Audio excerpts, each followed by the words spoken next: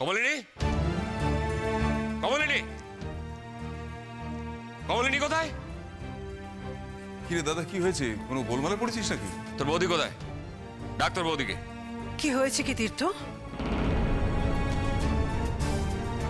দেখেছো, ওরা কিন্তু মেয়েটাকে নিয়ে আসছে। আমি তোমাকে বলেছিলাম না যে আবির যখন নিজে গেছে তখন ও কিন্তু মেয়েটাকে না নিয়ে ফিরবে না।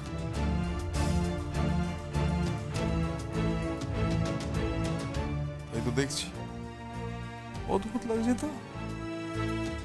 এই মেয়েটা টেলিফোনে বড় বৌদিকে এত বড় বড় কথা বললো, আর এখন তার মানে সবই চাল ছিল।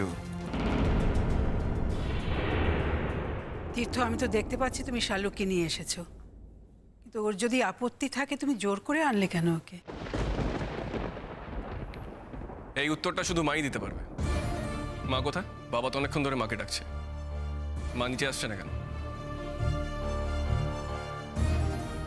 দাদা ভাই, জেম্মা ওপরে ছিল, আসতে তো একটু টাইম লাগবে। বলো, আমায় ডাকছো কেন? তুমি কেন ডাকছি তুমি বুঝতে পারছো না কমলিনী?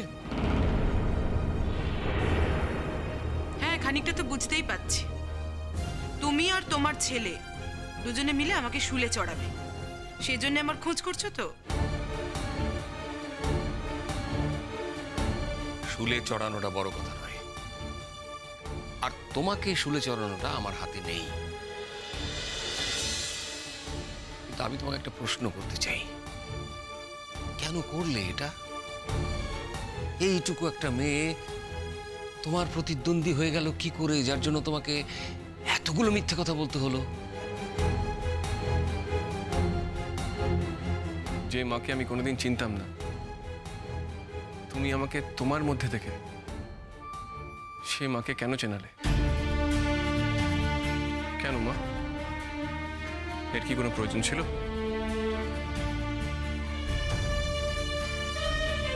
দিদিভাই, দিদিভাই কি হয়েছে? দাদা ভাই তোমার সঙ্গে এভাবে কথা বলছে কেন? তাই তো, আমি তো সেটা বুঝতে পারছি না। আবির, তুই এভাবে কেন তোর মার সঙ্গে কথা বলছিস? না, তোর মা তো কোনো মিথ্যে কথা বলেননি। ওরা ও বাড়ি থেকে ফোন করে যা যা বলেছে তোর মা শুধু সেইটুকুই বলেছে। ফোনে এরকম কোনো কথা হয়নি, তুমি সবটা জানো না মেজো বৌদি। কি কথা হয়নি? কি বলছিস তুই? সোনা জেঠিমা বড় বৌদিকে ফোন করে বলেনি যে আবির যেন তাদের গ্রামে না যায়? এ কথার উত্তর বরং তোমার বৌদিকে দিতে বলো না। ছেড়ে দাও না বাবা, এসব কথা এখন থাক না। কেন ছেড়ে দেবো? কেন? কি মনে হয় তোমার এখন তোমার দয়াতে আমাকে বেঁচে থাকতে হবে? আমি এই সব কিছু বন্ধ করতে পারি, কিন্তু একটা শর্তে। তোমাকে আর দুর্গাকে আমাকে ছুঁয়ে কথা দিতে হবে, এর সাথে তোমরা কোনো যোগাযোগ আর রাখবে না। শোনো, আমরা এখনো তোমার মতন এতটা পাথর হয়ে যায়নি। তোমাকে ছুঁয়ে আমি এত বড় কথাটা, এটাই আমার শেষ কথা তোমাকে। দাদা ভাই, পুতুলটা না দিয়ে এসেছি। আস্তে, একেবারে বজরংবলী আন্টির হাতে দিয়েছো তো? না, আমরা তো দরজা দিয়ে গড়িয়ে দিয়েছি। ঘরে তো ঠাম্মু ছিল, তাই ঢুকতে পারিনি। মা ঘরে ছিল? এ বাবা, এটা যদি মার হাতে পড়ে তাহলে তো মুশকিল। ওনার কোনো সর্দারজির সাথে পরিচয় ছিল? সর্দারজি? না। ঠিক আছে, আমি তাও বলবো আপনারা একটু ঠান্ডা মাথায় ভাবুন।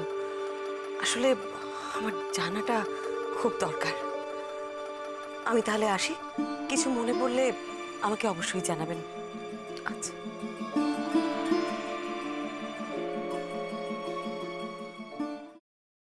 ফ্রাইং প্যানে Emami healthy and tasty refined rice bran oil গরম করে তাতে গোটা কালো সর্ষে আর কারি পাতা ফোড়ন দিয়ে ওর মধ্যে একে একে টমেটো কুচি, বাঁধাকপি বাটা, নুন, হলুদ গুঁড়ো, শুকনো লঙ্কা গুঁড়ো আর সামান্য চিনি দিয়ে ভালো করে কষিয়ে নিয়ে ওই মিশ্রণে কুড়িয়ে বেটে রাখা নারকেল, পাকা লঙ্কা কুচি আর কারি পাতা দিয়ে ভালো করে নাড়াচাড়া করে নামিয়ে নিয়ে নারকেলের স্লাইস, পাকা লঙ্কা স্লাইস আর কারি পাতা দিয়ে সাজিয়ে সার্ভ করুন বাঁধাকপির ঝাল।